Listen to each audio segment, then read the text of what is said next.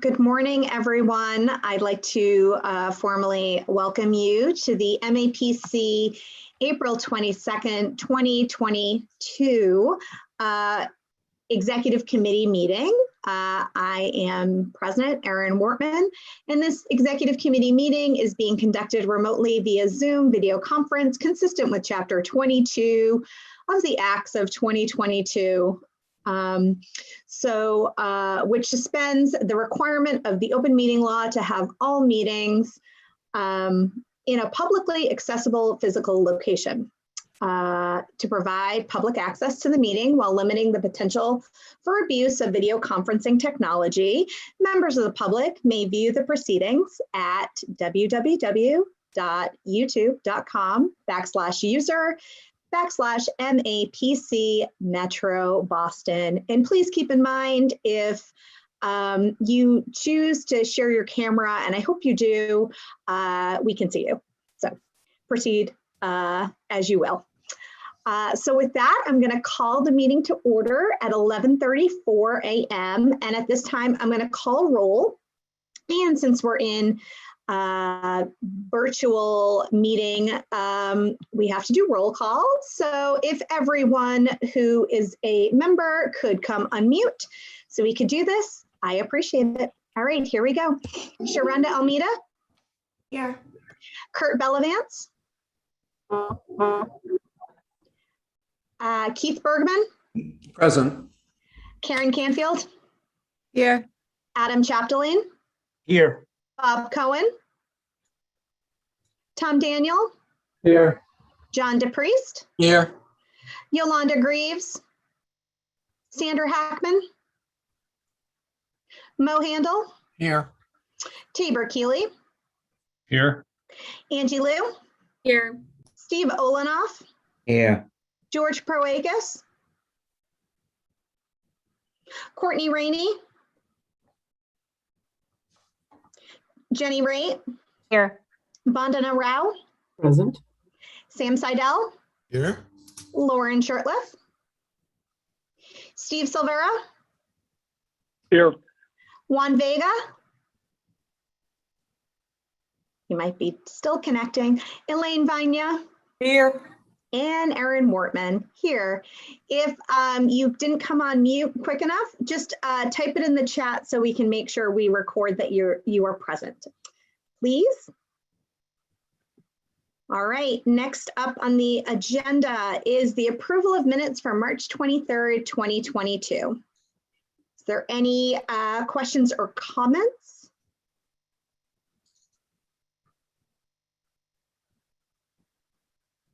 Seeing none, I will love to entertain a motion to accept the minutes. Second. Okay. I saw, we're going to say Tom Daniel made that motion and Jenny Raitt seconded it. All right, everyone, roll call is required. So the motion before us is the approval of minutes. Here we go. Sharonda Almeida. Aye. Kurt Bellavance. Keith Bergman. Aye. Karen Canfield. Aye. Adam Chapdelaine. Aye. Bob Cohen. Tom Daniel. Aye. John DePriest. Aye. Yolanda Greaves. Sandra Hackman. Mo Handel. Aye. Tabor Keeley. Aye. Angie Liu. Steve Olenoff. Aye. George Proakis. Courtney Rainey. Jenny Raitt. Aye. Vandana Rao. Aye. Sam Seidel. Yes. Lauren Shurtleff. Steve Silvera. Aye. Juan Vega. Aye. Elaine Vanya. Aye. And Erin Wortman, aye. And with that, motion passes unanimously. So thank you so much for that. Okay, next up is the report of treasurer, Sam Seidel. Sam? Thank you, President Erin. Hello to everybody. Today's treasurer's report looks at two income statements going back to January and February of this year. And that's what we're looking at. You should receive those in your email packet.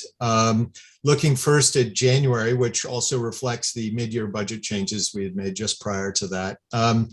It's a good report. Both our direct labor and our admin expenses were in balance, leaving us with an overhead rate of 115% and a cumulative rate of 116%. So that was a good month for us and looking good in relation to our 118% approved rate. If we go forward to February, overall, the numbers were good, though you will notice if you look more closely, our admin expenses went up and putting us at an overhead rate of 121% combined. And the reasons for that, and I had the chance to talk to Sheila this morning, Sheila, who's about to depart MAPC, so we had our last inaugural income review, was that there were a lot of things that we just got backlogged in terms of getting reported into the books, including some internet things like our DocuSign account had to get re-upped. And so that all went into administrative expenses, which pushed up our overhead rate to 121%. Nevertheless, we're still at 117% cumulative for the year, which is good. And unfortunately, she wasn't able to get the March statements done for this meeting, so we'll have to look at those in the future.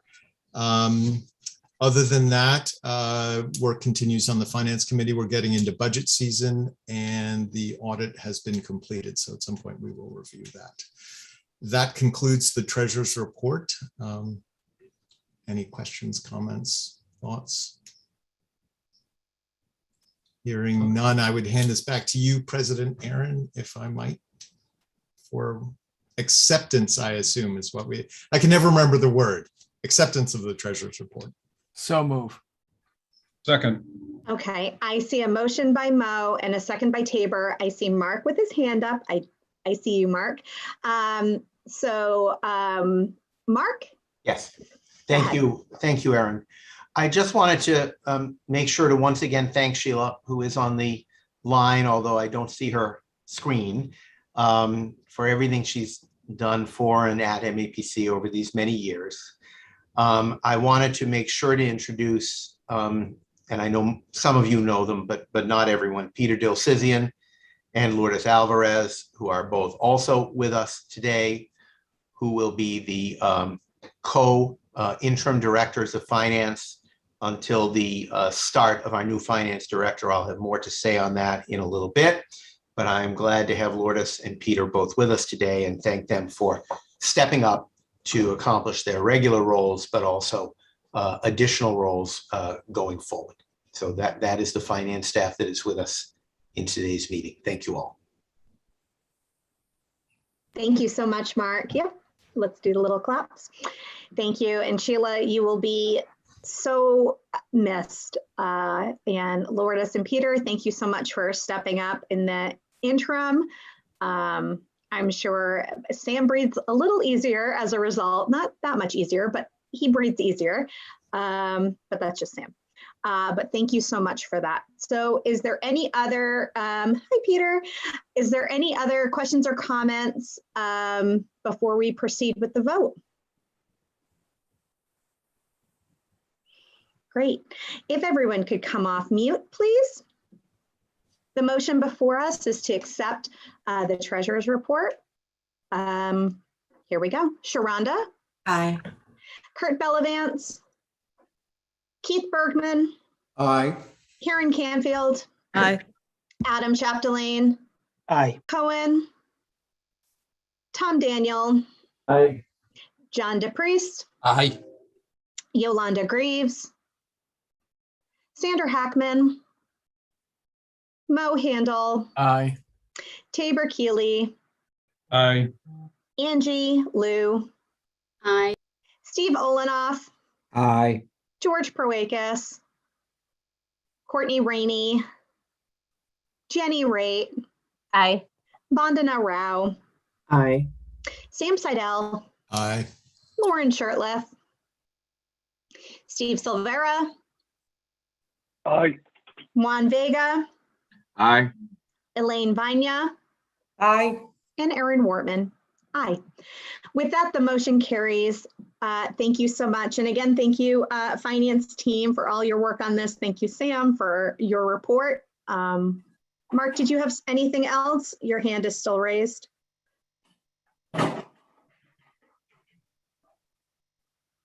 No, I will lower my hand. Okay.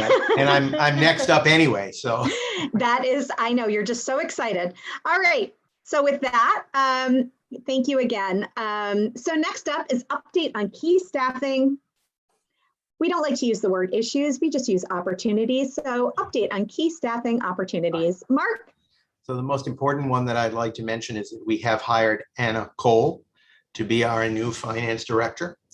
She comes to us with years of experience, mostly in the nonprofit field, and being both the CFO and for a time COO of some critical human service agencies, which has the advantage of, she brings the advantage of knowing the Boston area, understanding state and federal funding, overseeing organizations with multiple grants, which is an important feature at MAPC. We are not just funded by 2 or 3 grants that are always the same every year. We are usually under hundreds of contracts at any given point in time. And Anna will be starting at MAPC on the 9th of May. She is interacting with Sheila on a variety of items, particularly on Friday of this week, to begin to get up to speed. And we look forward to welcoming her when she starts full-time on the 9th of May. So that is our choice, and we're very happy about it. I think all of us are very happy about it. I, for a while, thought this process was going to go on a considerably longer period of time, but we have been able to conclude this hire. Not quite when Sheila is leaving, but during the period of time when Sheila will still be working on the budget. She is continuing to work on the budget moving forward even after this Friday. So that is an important announcement. The selection process for Deputy Executive Director for Planning and Sustainability continues apace with the evaluation and review of candidates. I do want to thank members of the staff, and as well as Erin and Angie, for helping to participate in the interviewing process. I'm not able to say when we will have a decision on that matter. It could be soon, it could take longer, but I will keep you appraised as we move forward on that. And of course, the board through Angie and Erin is represented in those deliberations. We have a wide variety of additional open positions at MAPC. I've said this over and over again, and you know it just by waking up in the morning or reading the media. This is a time of change. There is a lot of change at MAPC as there is at many other agencies. We don't get as many applications for our jobs as we used to, but we do continue to get excellent applications. I don't feel we've had to settle at all or delay hiring in any of our positions. And I would say that they are mostly sort of planner 1, planner 2, and to some extent senior planner positions. They are, not principal planner, manager, or director as much, occasionally, but not as much. So I think that most of what we're seeing is, I wouldn't completely use the word young, but somewhat younger, somewhat more junior members of the staff moving on to new experiences and to new challenges and new opportunities. We do continue to see a considerable desire on the part of folks to live nearer to family. And we also, see the impact of the cost of housing in this region. I would say both of those factors have had an influence on people leaving the agency. Also, in terms of family, some people returning to the agency or coming to the agency are, have family in New England and wish to be closer. And I think those are all outcomes of the pandemic to some extent. But we are continuing to fill the positions. and with really, really superb people. I would have to say, and maybe this is a good transition to the next item on reopening, Aaron, if I can just move on to that. They have not really seen, with the exception of one person, really, the reopening of the office being a critical or problematic issue in terms of our staffing. There are differing opinions among the staff about how open we should be and whether we should be open right now and what the meaning is of the rapid change in mask requirements on the MBTA. Those are issues that are all robustly debated at MAPC. This will come as no surprise to anyone, but I haven't actually seen it affecting our staffing situation at the moment. So we reopened the office on the 11th of April. As I think most of you know, this is going to be a hybrid work environment for the foreseeable future. I am not expecting that in my tenure here, before I retire, whenever that is, that it is going to change. It's going to be a hybrid work environment. I think we're going to sort of relearn the advantages of working together and in close proximity with one another. And we are going to also simultaneously take advantage of the benefits that remote work can provide. It will be a requirement that staff be in the office at least 2 days a week on average. Doesn't have to be exactly the same every week, but if you're in 1 week, 1 day 1 week, you should be in 3 days the next week or something like that. And we're requiring people to even it out, average it out over a period of a quarter.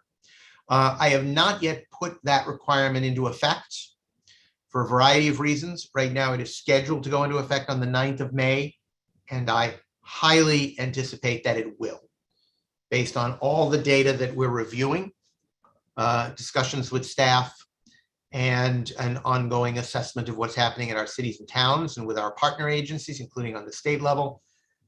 My expectation is that the 2 day a week requirement will begin on the 9th of May. Our operations staff, Angela, who oversees, and on the screen here, Angela Howard, who oversees both human resources and operations. The other members of my executive team, Lizzie and Mark Rassicott, and our director of public health, Barry Keppard, have all been deeply involved in the details of the reopening process and the metrics that we are using to assist us with that process. So I think it's going well. I can't tell you what a joy it is to be sitting in this office and hearing other people's voices down the hall, even if they're a little too loud. And of course, I'm the worst at being a little too loud. It is a pleasure to have a sense of camaraderie and to actually have some camaraderie to resolve a few issues informally without having to schedule a Zoom meeting, and to have casual, unintended conversations on topics you didn't anticipate that contribute to the quality of our work. So I'll pause there and see if anyone has any questions either on staffing or reopening. Comments, questions, your own experiences. And Mark, you can feel free to call on anyone if anyone would like to speak. I don't think so. I don't see anyone. Am I missing anything, Aaron? Not that I can see. No. Okay. So on executive director's report, it is not one of those months with the written report, so you're spared the careful reading of 28 pages of text. That will be coming your way in May. It will be a different executive committee, or will it be? No, there's an executive committee meeting before the annual meeting. So it'll be the same executive committee. We'll be adopting the budget at that time. Today, I'm just going to highlight some critical things that are going on at the agency. First, as Lizzie and her team and Keith will talk about in a few minutes, we are in the midst of the House budget debate.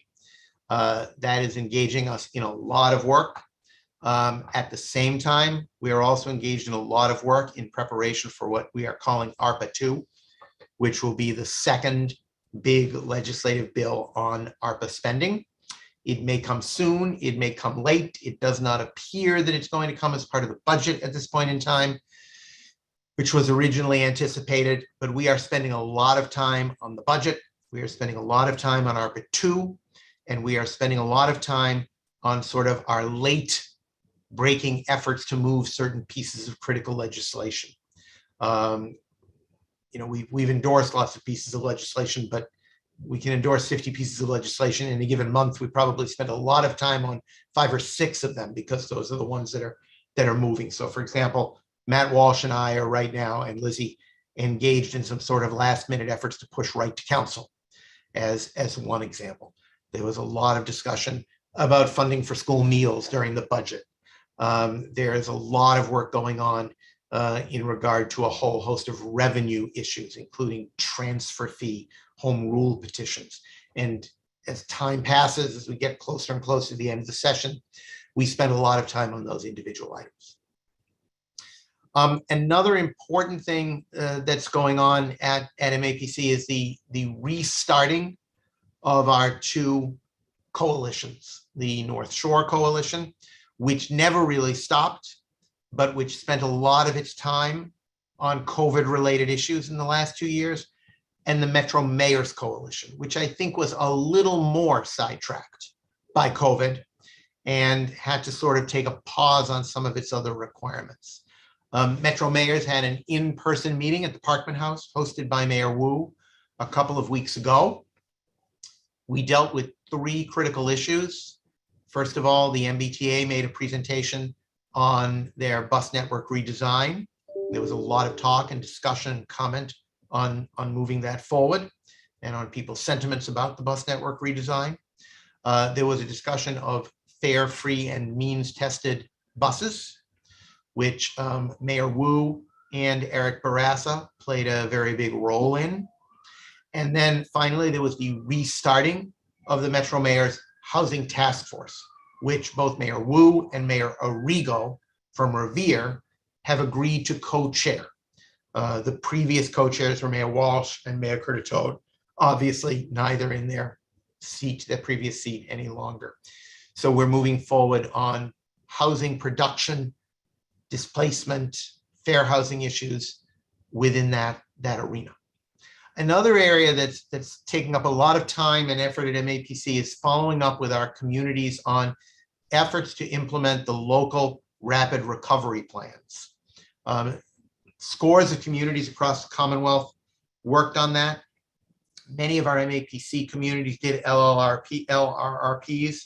We worked with 5 communities, but we are now working with about 19 communities that are trying to do follow-up work. And that is an area where there is some money available from the Commonwealth to assist in that.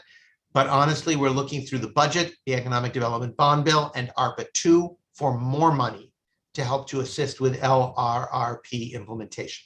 There's no good to do the plan if you can't implement it. And so we're heavily working on implementation questions at this point in time. The last thing I'll mention is that Cami Peterson in our Clean Energy Department is a gubernatorial appointee of the Clean Heat Commission, and she is working feverishly on that. Sorry, feverishly is maybe not exactly the right word to use for the Clean Heat Commission. I apologize for that. She's working a lot on that, the work of the commission, on comments on a variety of state documents regarding our climate plan that have recently come out, and which we are honestly pushing to make a little more aggressive in a variety of ways. And also working between Clean Energy and the Housing Department to continue to figure out ways that we can make our development more fossil fuel free without breaking the bank on expenditures in that area. We are the ones, I think, who are working very hard to make sure that those twin goals of climate and affordable housing can work together and not be at odds with one another. So those are a few things that are absorbing a good deal of our attention and time at the moment. There are many, many others. I'm glad to answer any questions that you may have, or if there are other topic areas you want me to just check in with you on a little bit, I'm glad to do that. And there will be a full written report in May.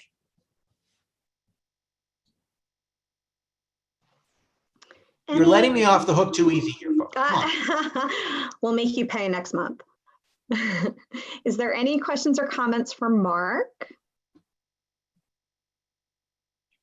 Great. I'm not seeing any. Thank you, Mark, so much for that. So next up is an update from the Legislative Committee, and I'm going to call on Legislative Chair Keith Bergman. Keith? Thanks very much, Aaron. The Legislative Committee did meet earlier this month. I think as our meeting was adjourning, the House version of the budget was being released, but we, according to the agenda today, we don't have items for a vote from the committee, but we do have an update on the general legislative update, including all that's happening with the budget. And I hope you've all followed the lead and contacted your state legislators to make sure that the edits we'd like to see in the budget get made. So I'm going to turn it over to Lizzie Wyatt. Thanks so much. Thank you so much, Keith. I appreciate it. Hi, everyone. Nice to see you. So as Keith said, we just have a number of updates to run through today around legislative and policy priorities. And Mark scooped me a little bit with his update. But I wanted to make sure everyone saw that we sent out a summary of the budget to kind of let folks know where things are on the House side. We're actually expecting them to finish that up today. The DLTA amendment was unfortunately not adopted. We were kind of going for broke this year to try to seek an increase to $4 million. We knew it was a long shot, really kind of using it strategically to just have an opportunity to talk a little bit more about DLTA and its use. I think I'll talk about that in a second because I think there's some other bites at the apple there, but that was not adopted. The budget is edging closer to, as it does every year, the largest budget I've ever seen, and close to a $50 billion budget. It's one of the largest. It's a really big budget, and it includes a number of really important priorities. So after today, the budget moves over to the Senate side, and they'll take it up obviously the end of May, and then we'll move towards the conference towards June. As you all know, our biggest priority on the Senate side is pushing Shannon. That's where we usually get our Shannon amendment. So you're going to get another round of emails from us asking you to weigh in with your senators to try to increase that line item. And as you're looking through that summary, I won't go through it today, but if you have any questions, obviously feel free to reach out to me or the team. Couple of other big moving pieces. The governor filed last week an economic development bill, or at least we believe he filed. There's a press release about it, but I haven't actually seen the language. But that bill actually coupled the economic development bond, which usually gets filed every 2 years, which is a traditional bond bill that was actually coupled with proposals on how to use ARPA 2. So that's kind of to Mark's point that we're hearing that ARPA 2 might be on the move. I know that in the House, they have asked legislators for some of their ARPA 2 priorities. And like Mark said, we are going to be weighing in with a number of MAPC's priorities around ARPA 2 dollars and the economic development bond bill. And we're also weighing in on a number of priorities on behalf of the Metro Mayors Coalition and likely on behalf of MARPA. So we'll wear a lot of hats in that debate too. As soon as we have all of the language for that bill, we will send out another summary because it's another major vehicle that we use to try to push a lot of our priorities towards the end of the session. Ideally, the budget will be on a normal timeline, and that'll actually get finished before the start of the fiscal year in July. It hasn't happened recently, but we can always remain hopeful. The ECDEV bill will definitely be an end of session priority, so it won't move until the end of July. Other pieces that are really moving inside the building right now, there's been a number of climate priorities that have been passed in the House and in the Senate. So the House passed a major wind bill. The Senate last week passed a really big clean energy bill with a number of environmental priorities as well. We had actually been worried that those two bills wouldn't talk to each other, that they would kind of move along different tracks, but it actually looks like right now the bills will be able to be conferenced. And I think we're all kind of eagerly anticipating the appointment of a conference committee or a redraft bill that we can all respond to, because I think there's a number of really great pieces in the House version that, again, really focused on wind, and on the Senate version that focused on clean energy. It's a major priority of ours, and I think there's a lot of opportunity to get a lot of our pieces across the finish line there. And then the last thing I just wanted to flag for all of you is that there are a number of sports betting and gaming bills that are going to be taking up a lot of time and attention inside the State House. And this is not something that we are going to be deeply involved with, although I did ask the team today to look into a lot of times the legislature will tuck in transportation mitigation opportunities inside some of those bills. So we're going to look there to see if any of that language includes transportation mitigation or investment opportunities. But barring that, I just want folks to know it's going to take up a lot of bandwidth inside the building, even though it's not necessarily a major priority of MAPC's. But those are all of the major policy updates, and I'm happy to take any questions. But before I do, I also just wanted to let all of you know that this is Kasha Hart from the Government Affairs team's last executive committee meeting. I know it's very sad. She's coming on camera, so you can all wave goodbye to her. Kasha has been with the Government Affairs team really through thick and thin these past few years. She really drafted our Metro Common policy recommendations. She's been an expert and a lead on our transportation priorities. And she went really deep on ARPA and CARES and recovery legislation, and she will be deeply, deeply missed. But we still get to work with her because she is going over to the Chicago metropolitan area planning. I don't know what it's CMAP. I don't know what their initials are. It's the same initials as MAPC, but so she's going to be confused for the first month. But she'll be. It's the Chicago Area Agency for Planning. Oh, there we go. Agency for Planning. But it'll be our sister agency in Chicago. So we'll still get to work with her on really good nationwide policy priorities. Thank you, Lizzie. Just want to say it's been such a privilege to work with this group. I'm really appreciated all the perspectives that I've gotten to learn from sitting at this table, and just want to draw attention to Mark's comment in the chat. If you were on the fence about coming to the Metro Common launch event next week, I will be there. So I hope to see many of you in person then. Thanks, Kasha. Great. Thank you so much, Kasha. Thank you, Lizzie. Thank you, Keith. A little clap, and I guess we can thank her in person as well next Thursday. But thank you, Kasha. I believe there's a question from Karen. Karen. Can you hear me? I'm a little unstable, even more so than normal.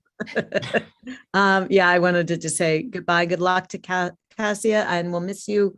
And I just let you know, just because I'm sitting here in the State House trying to multitask the budget as well.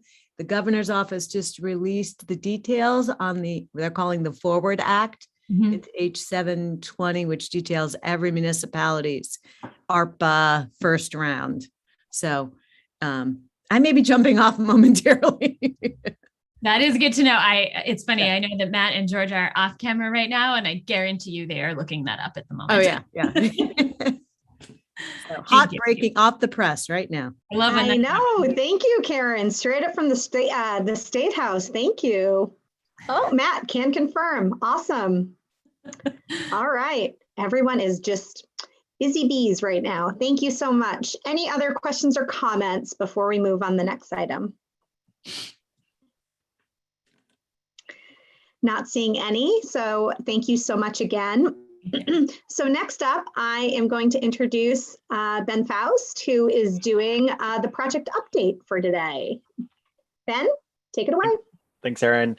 Yeah, I'm Ben Faust. I manage learning and evaluation at MAPC, and every year I analyze the project database that our staff input into annually.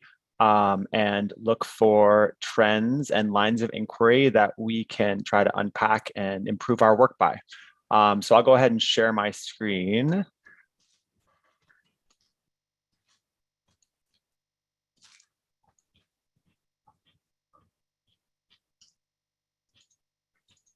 So again, the project inventory does two things for us.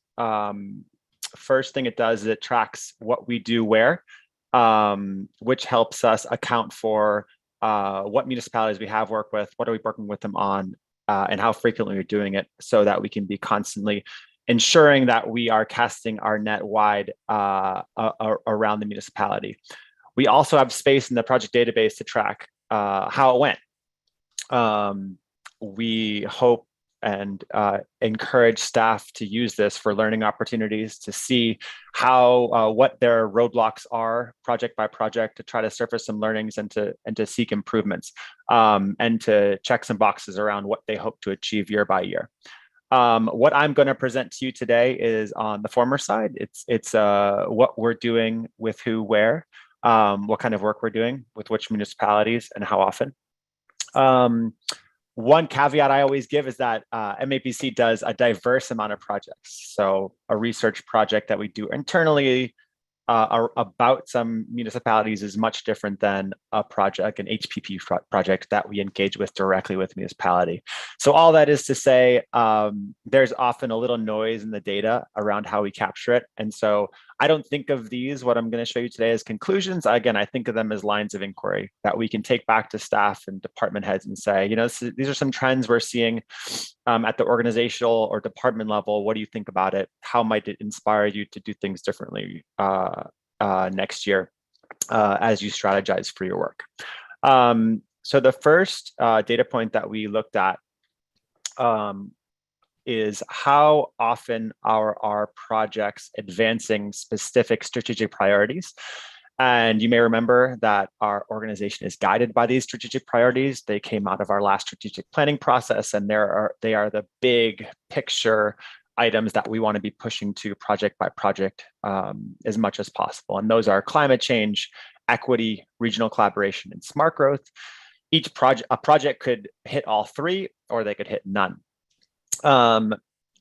This data is a pretty tight band. As you'll see, it varies from 33% of projects to about 17% of projects. So I don't look too much into discrepancies year by year if they're kind of alternating, but we do look for trends over the 4 years. And so one of the trends that I think we might have discussed previously is that smart growth, the percentage of our projects that touch on smart growth continues to decline. And our theories for that, one theory I have for that is just we're doing a much more diverse portfolio of projects across the organization. So, you know, things like arts and culture or public health might not traditionally hit those smart growth categories or be thought of as smart growth. So that is something that we're interested in thinking more about. There's also the idea that, you know, in a discussion we've had internally too is like, how does smart growth resonate today as it did 10 years ago? And so it's something we want to really dig into during our next strategic planning process, which is imminent. And please feel free to chat some questions if you have them, but I'm going to kind of try to move through this pretty quickly. So this is a busy one. Down below, you'll see each of our Metro Common goals.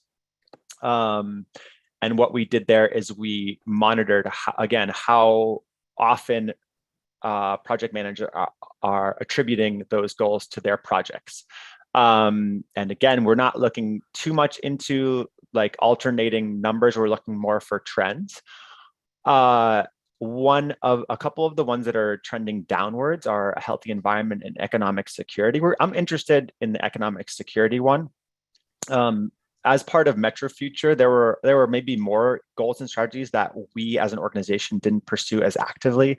Economic security really references personal wealth, so things like employment or educational outcomes, things that I know our economic development team are interested in. So we're interested to see, you know, with some more money towards that, will our frequency of doing projects related to those things increase? And then the dynamic, there is one outlier that's interesting. The dynamic representative governments in 2020 spiked. We wonder if that's related to Metro Common, but also wondered, how, given that now we're implementing Metro Common, it's that something that's going to continue to stay high as we intentionally try to focus on especially, regional collaboration amongst governments. One interesting, I think this is one thing I kind of fall back on as a way to delineate our projects. Single municipality projects I consider as one-to-one. So when on a project, the relationship is MAPC directly working with only one municipality instead of MAPC working with a bunch of municipalities who are collaborating together on that project. So the blue bar is the percentage of projects that are multi-municipality, and the orange bar is that one-to-one relationship. And we can see that changing as we that relationship changing as we go through the years, and into 2021, where almost 40% of the projects that we documented were considered multi-municipality. Some of that certainly might have to do with COVID. I think a lot of the changes and trends here might have to do with the pandemic and how we really focused on spreading ourselves out to municipalities and getting them to collaborate on things, especially when they were crafting their responses to the pandemic. So that's something we'll look for in 2022 to see if that maintained, and also think through some of the ways that we were able, that enabled us to do more multi-municipality projects, and see if we can get to sustain that. We also looked at how the percentage of projects by subregion. There's a big caveat here around population size. So I wanted to include that blue bar to the left of every subregion is the population size, and then the to the right is year by year percentage of projects dedicated to that subregion. And so actually, as a proportion of population, we do less in the inner core than potentially we do with some of the other regions, which I thought was interesting. And it just looks like we're able to spread our projects relatively consistently throughout the various subregions. One thing I thought was interesting, at our response to COVID did focus a lot on the North Shore and the inner core, as opposed to the South Shore and some of the Metro West communities. And so just thinking about how that might have influenced the number of projects we do, and trying to look at the implications for that moving forward. So I wanted to map out, or we like to map out where we're doing the most of our projects. And what's represented here are the one-to-one projects. So when we're working specifically with one municipality, where are we doing the most of that work? And it isn't much of a surprise to us, because it's pretty consistent year to year that a lot of that work happens in the inner core and the North Shore. There are some pockets that we want to investigate and maybe do, this helps us flag where we haven't done work over the last 4 years, so we can target it more accurately in the future. So we like to see the ones that are gray during this project inventory go, light blue over the next one. So this helps us flag those things. And we also like to see, what we do here is we call out the environmental justice communities. And that's actually a block, a census block data point that says what over 50% of the people living in that census block are majority minority, majority non-English speaking, and majority low income. And so those green lines help us identify. It's not a perfect data point. Lexington and a couple other places sneak in there because of their high minority rates. But it does help us to identify, well, what are the municipalities that we're not doing a lot of work in that we might want to, that might benefit from what we think is the benefit of working with us on some issues. One thing to call out there is Randolph. We had historically not been in the last 4 or 5 years, we hadn't worked a lot with them. I'd like to think, as part of us calling that to our attention, we have at least 2 or 3 projects going on in Randolph. So, if you have ties to some of the municipalities that aren't going dark blue, feel free to get in touch with me or Eric Hove, and we can talk about what some possibilities for engaging them could be. And then finally, and this is pretty, this is a lot of information as well and super small, but just for you all to see, this over the last 4 years, and again, as documented in our database, this is who we've been working with the most. It's just another way to see the data. It helps us just really pick out the ones maybe a little bit more specifically that we haven't been working with, and the ones we've been working with the most often. So this is, again, that one-to-one, but we also want to look at, I'll sit here for a second. We also want to look at that one-to-many, because as we saw, a lot of our projects are moving to multiple municipality projects, which could mean, similar things. So this jumps that number up considerably, and it looks like and if we're thinking of just like that one-to-many projects, then we have worked with all the municipalities over the last 4 years, some just more intently than others. So and it's interesting, to see, I think that inner core, especially kind of that, in between inner core and North Shore with the Chelsea, Revere, Cambridge, Winthrop, that speaks a lot to some of the health work we're doing in that area. And a lot of the coalition work we're doing, which will kind of builds upon itself as a rationale for working with these specific municipalities in these specific ways. So that's my presentation. I will switch over to the chat to see and go back to your wonderful faces once I can sign off.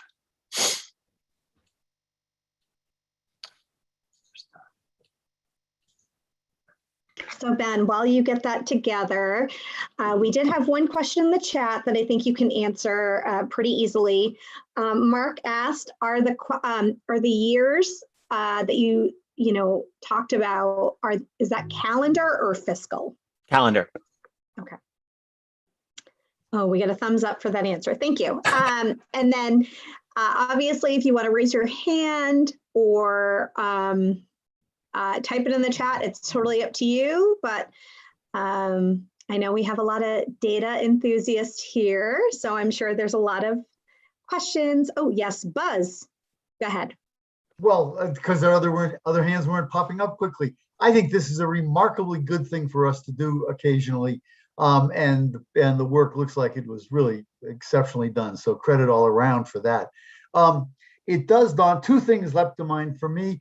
One is the number of municipalities in which we haven't done work, and I guess I would ask Mark whether there's a value in actually reaching out, I would say, to the mayors or town administrators or town managers, just to sort of not solicit projects, but to remind them that we're here to help. Because people like Waltham, man, those are places we ought to be, even as we emphasize our urban and EJ and other focuses. The other thing that I'm sort of curious about, and maybe there's an explanation, is climate resilience, environmental health, all are holding their own, I would say, but we are in a place, I think, in time in which if we don't do it, nobody's doing it. Notwithstanding Executive Office of Energy and Environmental Affairs, good efforts, but the feds aren't doing anything. We're really in a position that we need to protect and respond on climate stuff. And I wonder if there's an explanation why that seems a little stagnant, or a reason why we shouldn't be just jumping out there, focusing on the social and needs that are there. But man, if we don't look at climate, nobody's going to look at it, and we're not going to be in a good place. So those are my two thoughts. Thank you, Aaron. Thanks, Buzz. I'll take the second one first, then defer to Mark on the second. On the first one around where we're doing our work. Yeah, I agree with you. I think obviously the time is ripe to be actively engaging in that work that you mentioned. This is just the project count, so it doesn't necessarily affect for impact or this amount of money we're spending on it. So I don't want to downplay the work or effort that our departments are making in these areas. And so what I want to do and will implore the different departments to do is just to kind of gut check themselves on that. We do have a department committed to both of these ones, but also, I think sometimes where we can see an uptick in projects is where there's more collaboration, and when the transportation team is bringing in the climate team or the clean energy team to work on a project and kind of ticking those boxes, multiple boxes on one project. So, appreciate the observation. I think saw a couple nodding heads. So we will go back and think about that or ask some of those questions as well. And I'll hand it over to Mark for the geography part.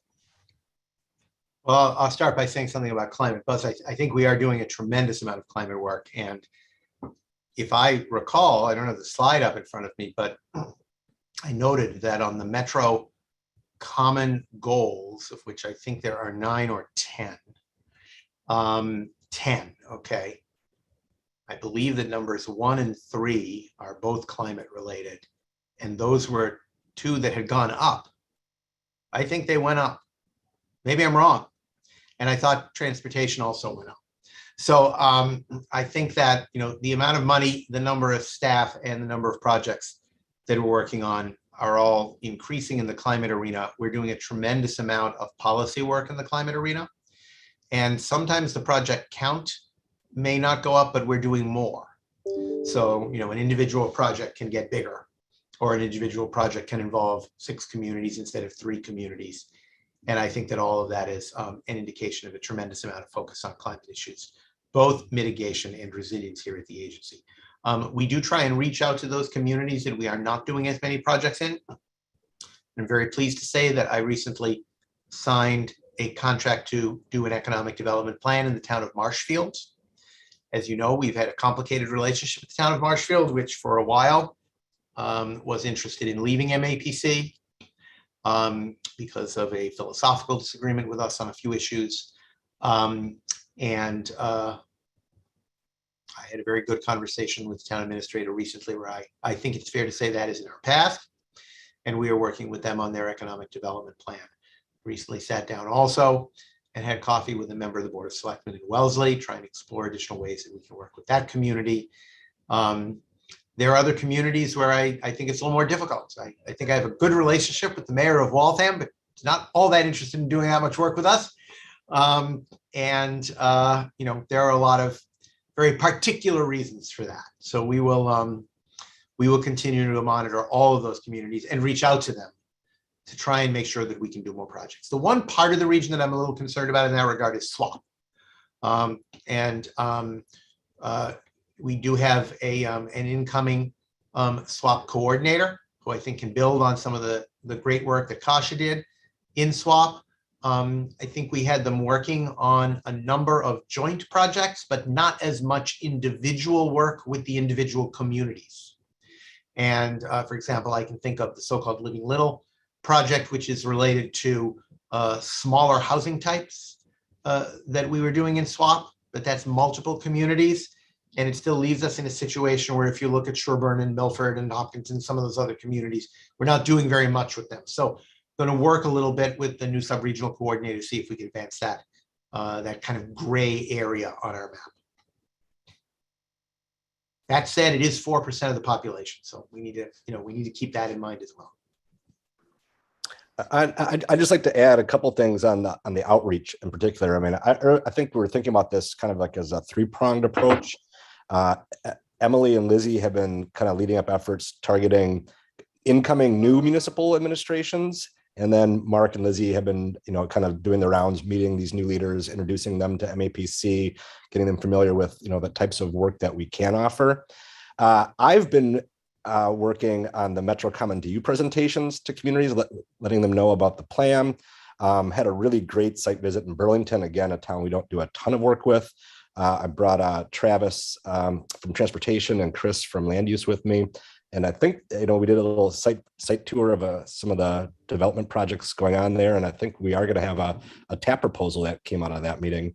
And then finally, our long-lasting sub-regional coordinators are often another good conduit for working with municipal staff on identifying and initiating project proposals and project ideas. So trying to kind of address some of the underrepresented communities in terms of projects through those 3 approaches.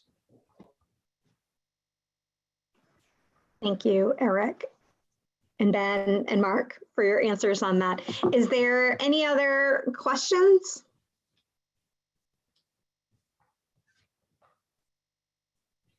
I actually had a question for Ben. As we talk about, those individual one-on-one projects, I imagine it's like a 2-prong approach where we're also really pushing, because we're a regional planning agency, about that collaboration piece and that joint project piece. Is that correct? Yeah, I mean, it depends on the type of project we're doing, but certainly that, I do think that, like we talked about, the pandemic made that much more apparent, that there is a lot of shared strategy when it comes to problems that that cross borders that we want to be addressing. I would say, you know, predominantly, you know, when we're working on master plans or housing production plans, or, you know, that is traditionally single municipality work. And so I think we talked about this maybe last time, was like, sometimes we have to think a little bit outside the box of a traditional planning agency to make for more multiple municipality projects and projects where folks are collaborating. So it's evident that has happened, and it'll be interesting to kind of go back to staff in a little bit more depth and ask, like, what has changed in regards to how you've thought about our work and obviously implemented it, that has allowed for more of this collaborative work. Great, thanks, Ben. Mark, did you want to say something on that? No. Well, maybe I'll make an announcement, which I haven't announced to the staff yet, but the people I'm going to mention know it. And well, one of the important elements in our project development is the TAP program, which stands for Technical Assistance Program. A very engaging title. And it consists of two equal sources of funds. One is District Local Technical Assistance, DLTA, which is of course a state appropriation. That's about $600,000, $700,000 a year. And the other is called Planning for Metro Common Technical Assistance, PMTA, which comes from assessment. It's part of the municipal assessment that we set aside every year for technical assistance to cities and towns. And that's about the same amount, $600,000, $700,000. So we're talking about $1.3, $1.4 million a year that we set aside for technical assistance. And the TAP program is our way of managing that through 2 annual solicitations. The DLTA process, of course, that half of the TAP program comes entirely from Elaine, who is on screen here now as well, with, I guess, a little bit of help from the legislature that appropriates it every year. And we send out our 2 solicitations, one in the fall, one in the spring, and we always get more applications than we can manage. Jen Erickson, who many of you will remember before she ran the Arts and Culture Department, was our TAP coordinator for a while, and Ralph Wilmer, who is retiring on May 13th, is our current TAP coordinator. And we asked for staff who would be interested in being TAP coordinator going forward. And I have decided to appoint 2 people into that role, Raul Gonzalez, who many of you know from the Land Use Division, and a newer staff person, Andrea Harrislong, who is a generalist, senior planner in the Land Use Department, who has moved here recently from Seattle, where she also worked at the Regional Planning Agency. Interestingly, both Raul and Andrea are 2 of the relatively small numbers of our staff members who have experience working at other regional planning agencies in other parts of the country. They each bring a tremendous amount of strength and I think complementary skills to this job. And one of the things, getting back to your question, Aaron, there was a purpose here. One of the things that we really want to do is increase our outreach to individual MAPC departments and to the individual subregions to generate new projects. And there are a lot of important elements to those projects, but 2 of the very important things that I think we need to work on more proactively are A, more multi-municipal projects, many of which will come out of subregions who would like to serve the entire subregion, or maybe 3 or 4 communities in a subregion. And secondly, projects that have a deep focus on improving equity in the region. We have projects in both of these categories. Some of them have actually been, I think both of them have actually been going up. But we need to do more and a better job of doing that. And that's why I want Raul and Andrea not only to work on the administration of the program and sending Elaine the reports that she needs so we can keep the money flowing, but also actually working with the department heads and sub-regional coordinators to generate ideas for new and exciting projects. And they are going to be taking over that role as soon as Ralph leaves, sadly, in a couple of weeks. Boy, this meeting is full of breaking news. Well, congratulations to them for their promotions and appointments. That's very exciting. Is there any other questions for Ben before we thank him for all his work and his presentation today? Not seeing any. So thank you so much, Ben, for your analysis and your presentation. It was very interesting. And I think we all appreciate the time and effort that goes into this kind of work. Thank you. Great, thank you. All right, next up on the agenda is update on Metro Common 2050 rollout in the annual council meeting. So I'm going to call on Mark, and if he wants to hand it over. Oh, you want Eric Hove. For me, it's this. Okay. So Eric Hove, I know, Eric Hove, take it away. Well, good morning. I have some more breaking news to share with you all about the event. I first will say this is our first major event in over 2 years that is going to be in person. So it's kind of like riding a bike. We've done this a lot in the past, but we have to kind of relearn a little bit in terms of how to pull off a big event. But I think it's going to be absolutely fantastic. I'm definitely losing hair, trying to keep all the balls in the air. But I think it is going to be fantastic. We have over 150 RSVPs. It's at the JFK Library next Thursday morning from 10 to 12:30. I sincerely hope to see you all there. I'd love to see you all in person. Still ironing out a few details, but I think the program looks great. Just found out this morning that an op-ed that Aaron and I wrote is actually going to be running in the Commonwealth magazine, I think ahead of the event. And then we also just got confirmation on our speaking program that Ayanna Presley is going to join us and provide some remarks. So that's amazingly exciting. Just other features of the event, we are featuring 5 open house style stations. That's really meant to highlight some of the innovative work that we are doing with project partners. So we'll have MAPC staff and community partners staffing the stations in kind of an open house style format. And then at about 10:45, we'll go into the formal speaking program. Mark will provide remarks, the Congresswoman. We've invited Dean Cunningham from the Tisch College of Civic Life. I'm still waiting on a confirmation from her. And then Lizzie is going to be moderating a legislative panel. Right now we have confirmations from Rep. Socolo, a longtime MAPC ally, of course, past president, and Rep. Barber. And we have invitations extended to Rep. Vargas and Rep. Fluker Oakley as well. So I think this could be a great event. Really hope to see you all there, and very excited. I'm also very excited. Thank you so much, Eric.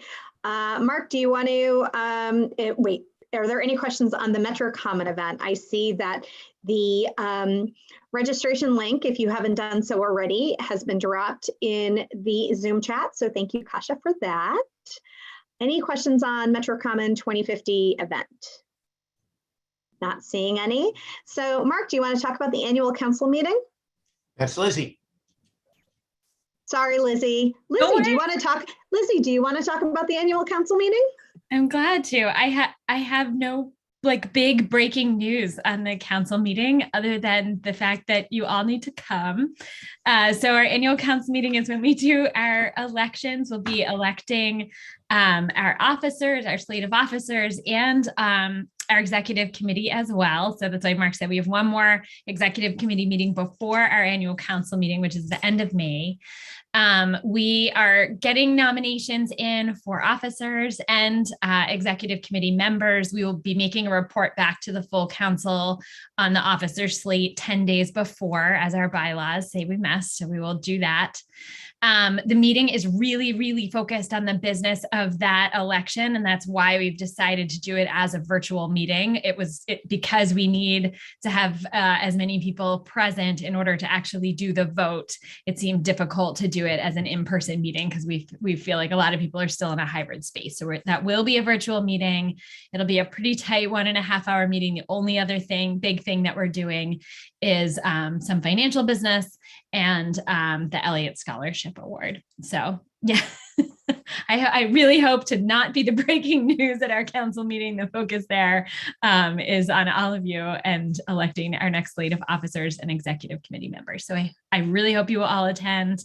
You will see some announcements that are kind of simultaneous on the Metro Common launch and on the council meeting. So please register for both. I think that's it. Awesome. Any questions on the annual meeting? Not seeing any, so that's great. Other business, next up on the agenda, other business not known at the time of this agenda. And there is actually something that we'd like to do a quick little update on. I am going to actually introduce as if the person hasn't been here the whole time. I'm going to introduce Mo, who has served in on the MWRA advisory board as a, and I think Mo, what would be helpful is if you kind of explain that appointment, like what you do, and then maybe a quick update from the advisory board. Take it away, Mo. Sure, Erin, thanks. I represent MAPC at the MWRA Advisory Board, which is a body that represents the users and subscribers to MWRA sewer and/or water. And I'm also, as in that capacity, a member of the MAPC the MWRA Advisory Board Executive Committee, which has made a recommendation to the advisory board to waive the entry fee under certain provisions for new users to come into the MWRA water system. Because there is, one, a surplus of water in the system. Two, it's been analyzed and it's pretty clear that an increase in the number of participating communities will decrease the cost to the already participating communities. The executive committee voted 11-5 to recommend it to the MWRA advisory board in total. And that had been presented this month and will be coming up for a vote in May.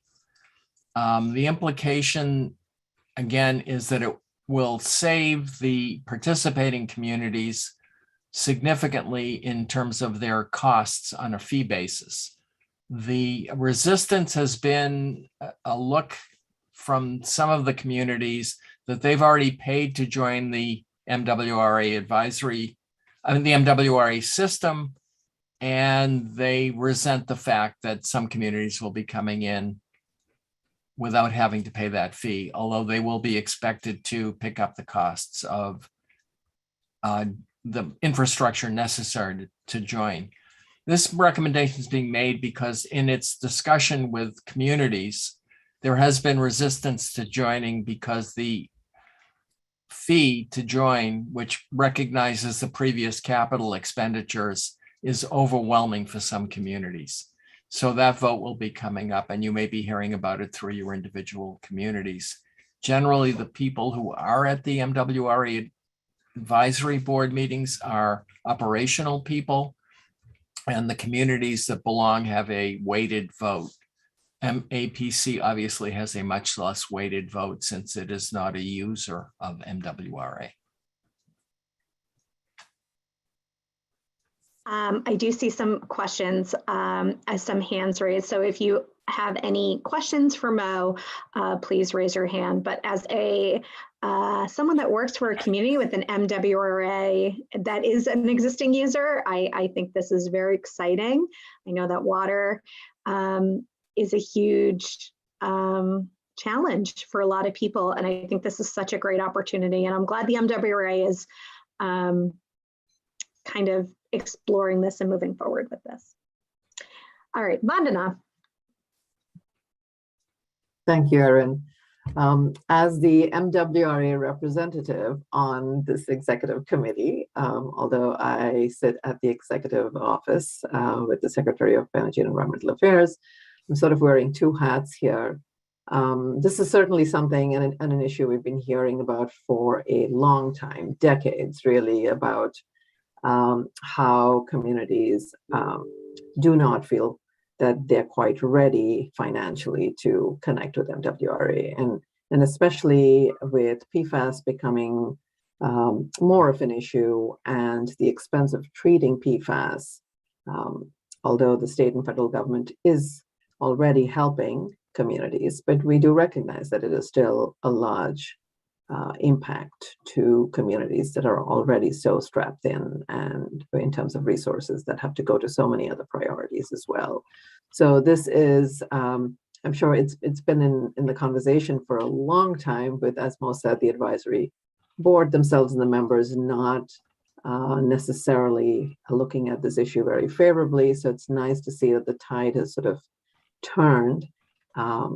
But you know, there are still various other barriers to cross, but this one big barrier, if it finally does pass the advisory board's vote and gets to the MWRA board themselves, is a big hurdle to cross, and I think a good one for many communities that do not have other options. There are other regulatory hooks and frameworks that they'll have to cross, but at least on the cost issue, this will be a big relief for many communities. So just wanted to put my sort of plug in as well. Right. And the PFAS issue was one of the drivers of this as well, from the advisory board standpoint. Yes. Great. Thank you, Vandana and Mo. And Buzz, I see your hand is up as well. Again, and I will try not to talk all that often. Thank you, Mo, for that report.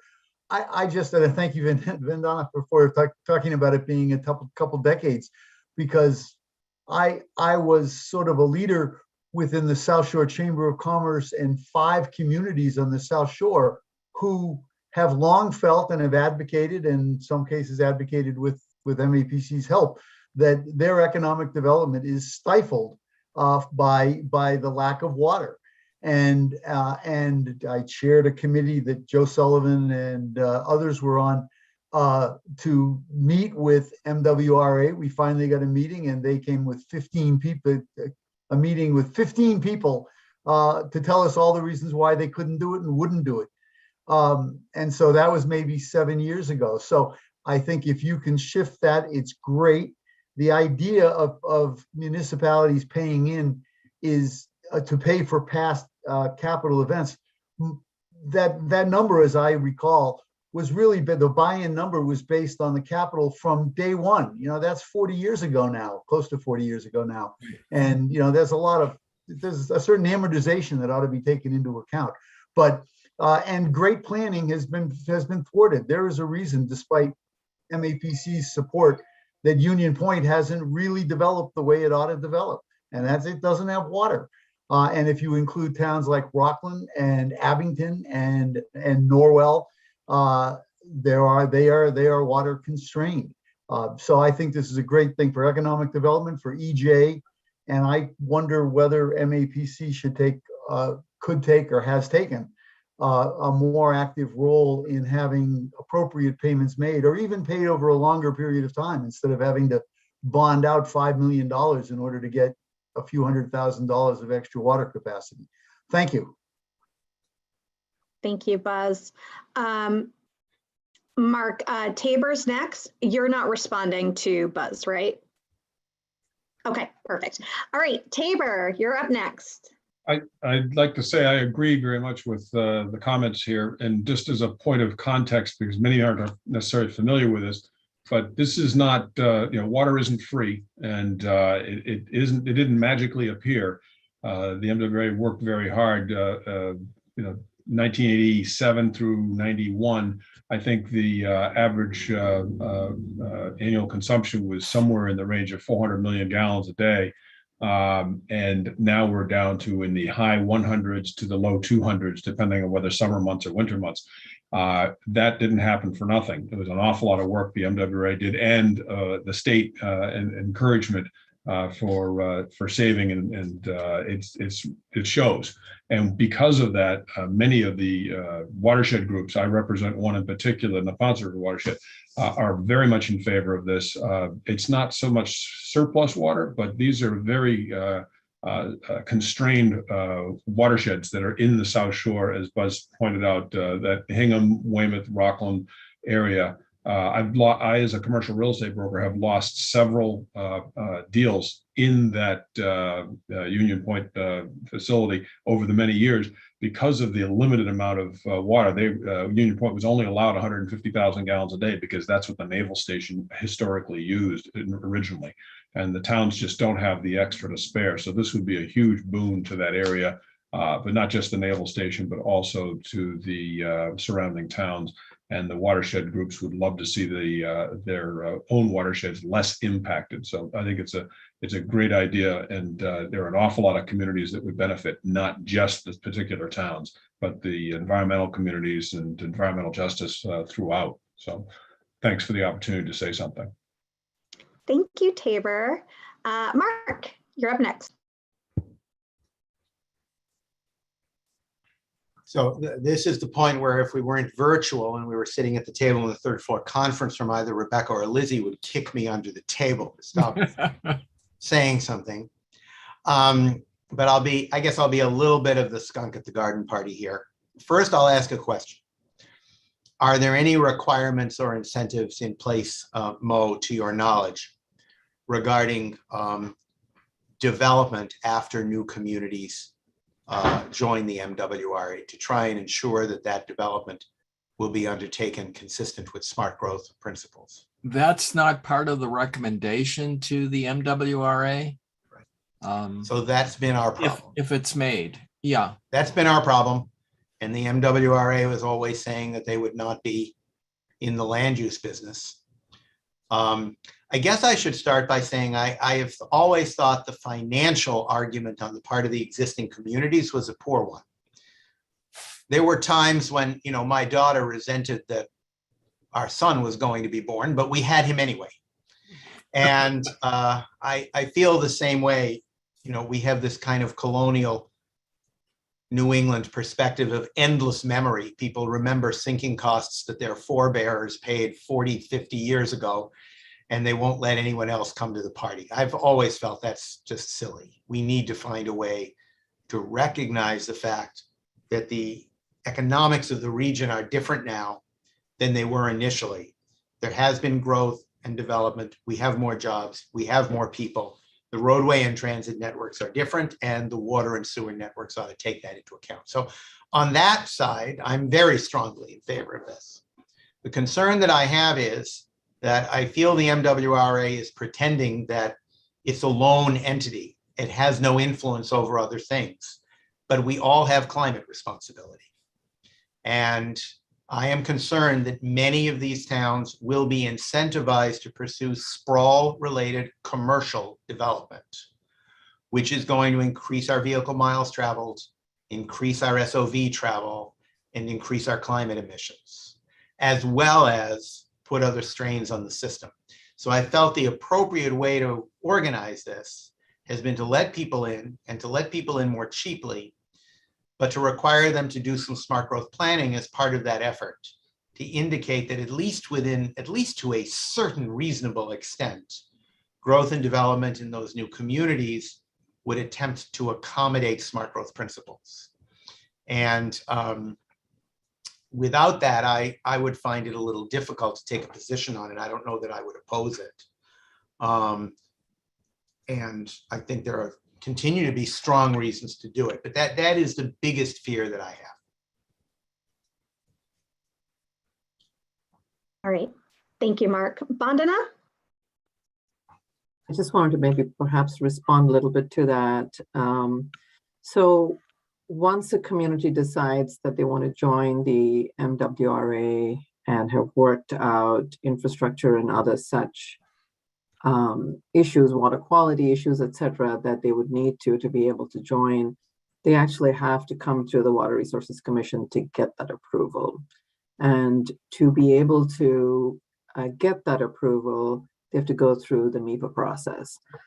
Excuse me. And the MAPC process now certainly is a lot more robust in terms of the analysis that's required because of climate change, greenhouse gas implications, and the smart growth type of analysis or point of view can certainly be put into that process. So I'm sort of putting my EOEEA hat on right now as I speak. The MAPC filings and the final EIR that a community would submit to MAPC is what is considered as the application to the WRC, the Water Resources Commission, for this interbasin transfer review and approval. And the bar is pretty high on the interbasin transfer side in terms of environmental protection. The Interbasin Transfer Act itself, or the regulations, do not necessarily have a smart growth sort of requirement, although there's a very strong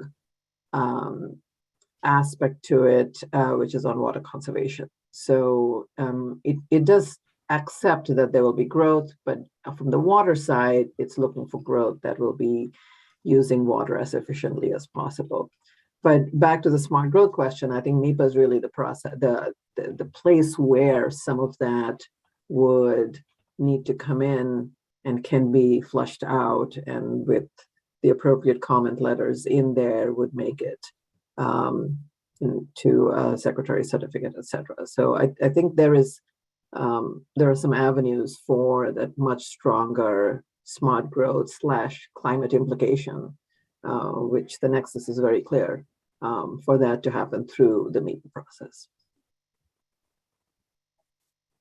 Thanks, Vandana. And I see George. Hi, George. Hi, how are you? And sorry I was late this afternoon. I think Vandana's route forward may have answered this question in a way that may make my follow-up comment not necessarily as relevant, but nonetheless, for the discussion around smart growth as it relates to this, I just want to observe that it's interesting to me that, when I look at the advisory board executive committee, and I will add the caveat that my sister is one of the people on that executive committee, so just put that out there. But in general, the communities represented in that executive committee are quite overwhelmingly inner core urban smart growth communities. The Somerville's a rep there, Revere's got a rep there, Brookline's got a rep there, from what I recall. So I don't know how much this has or has not come up amongst them, Mo, with you as well in the middle of that mix to date, or if it has, or if and honestly, the staff chair of the advisory board is also a former Somerville Planning Board member who I've worked with for many years and a Somerville resident.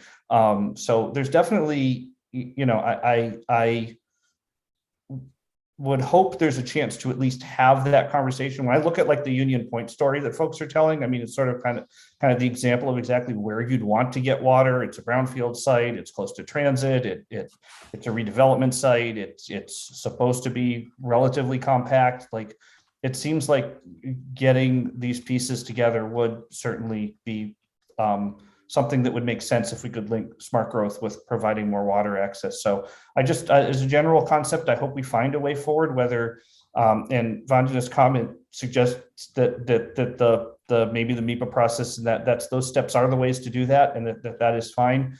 At the same time, being that places that have done so much smart growth work like Somerville have their reps, albeit they're generally operations folks, that we want to encourage that and make that happen. I certainly don't want to see us putting roadblocks to water access to places that can do things that fit Metro Common and fit where MAPC wants to go going forward. So thanks. I think it's a fair statement, if I may, that Go ahead, Mo. The executive committee is primarily operational folks. One. Two, the discussion there was vigorous, and it took a lot to get everybody to agree to bring it to the broader board, the advisory board. So I agree that there should be these factors. I think Vandana gave me some reassurance that there is a purview over that. But to keep this as simple as possible going to the advisory board, because I think it is important to get this regional asset to be a regional asset to the maximum it can be, especially in view of the fact that we're spilling water over a dam in the middle of the state that could be used and protect local aquifers more. So I hear you as a member that represents MAPC, and I'll try to keep that perspective more in the front of my head in these discussions going forward. Great. And I think Vandana has one more thing to mention. Go ahead.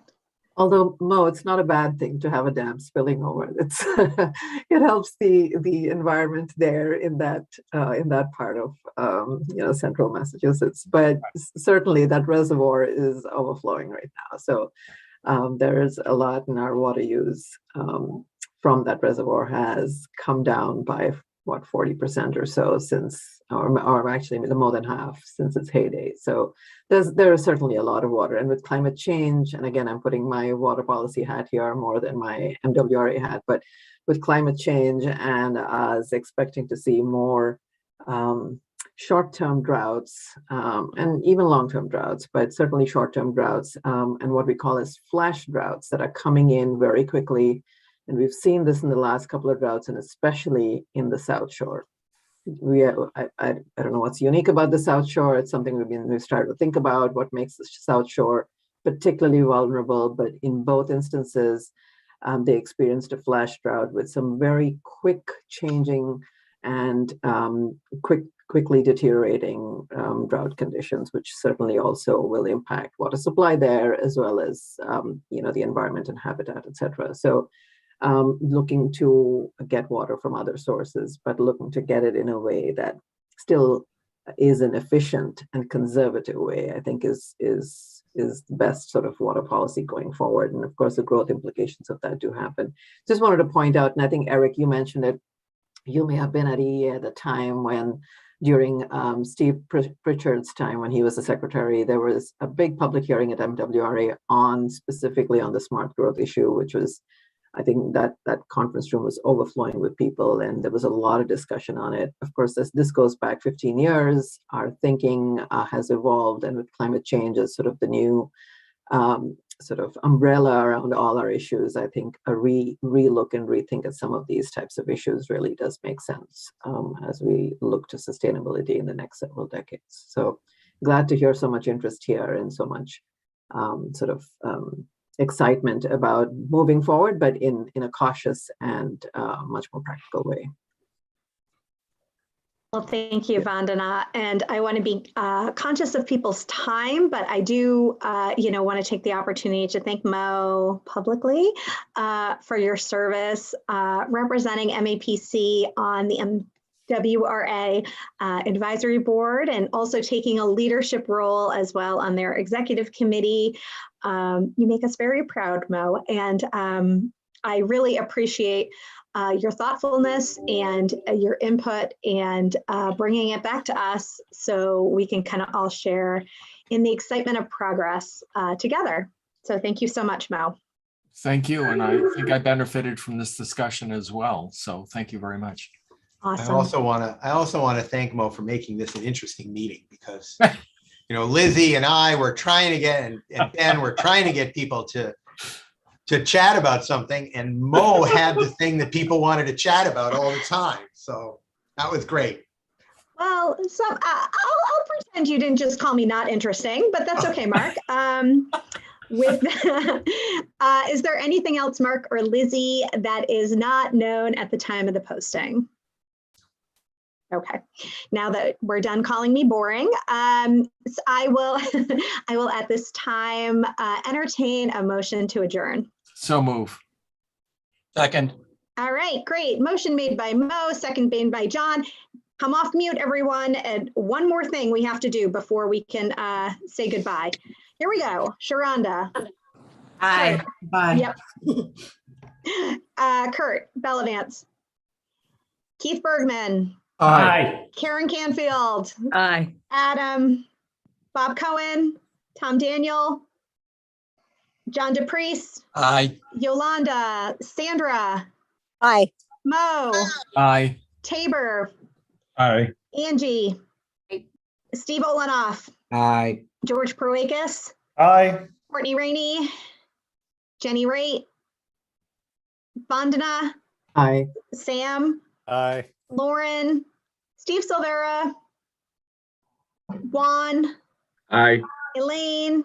Aye. And Erin. And with that, the motion passes. The meeting is adjourned at 1:01 p.m. Thank you so much. And I hopefully will see you next Thursday at the Metro Common 2050 event. Have a good one all.